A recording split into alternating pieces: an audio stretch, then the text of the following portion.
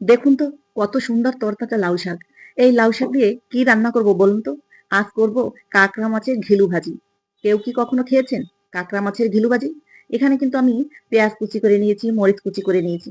এরপর স্বাদমতো লবণ আর হলুদ গুঁড়ো দিয়ে তেল দিয়ে দিলাম। এখন ভালো করে মিক্সড করে নিলাম। এই যে আমি এখন দিচ্ছি কিন্তু সেই কাঁকড়ার ঘিলু। এই ঘিলুগুলো এনেছিলাম যখন গ্রামে গিয়েছিলাম। তখন কিন্তু গ্রাম থেকে কাঁকড়া মাছ আর এই ঘিলু নিয়ে আসছিলাম। তো এই ঘিলুটা এনে আমি ফ্রিজে রেখে দিয়েছিলাম। আমার আর সেটা মনে নেই।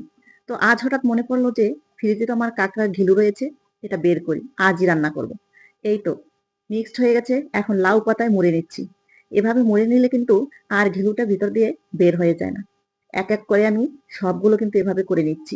যারা নাকি এই কাঁকড়ার ঘিলু ভাজি একবার খেয়েছে তারা তো বারবার খেতেই যাবে। কে কে এই কাঁকড়ার ঘিলু খেয়েছেন আর কে কে পছন্দ করেন কমেন্ট করে জানাবেন কিন্তু। এই তো তেলের ভিতরে এখন আমি এক এক করে বড়াগুলো দিয়ে দিলাম। আর তেলের মধ্যে আমার যা কিছু দিতে এতটাই ভয় লাগে, গরম তেলের মধ্যে কিছু ভাজি করতে গেলে আমার ভীষণ ভয় লাগে। এই তো ঢাকা চাপা দিয়ে দিলাম, ঢাকনা উঠিয়ে আর একটু তেল দিয়ে দিলাম। এখন উল্টে পাল্টে একদম নামিয়ে নেব।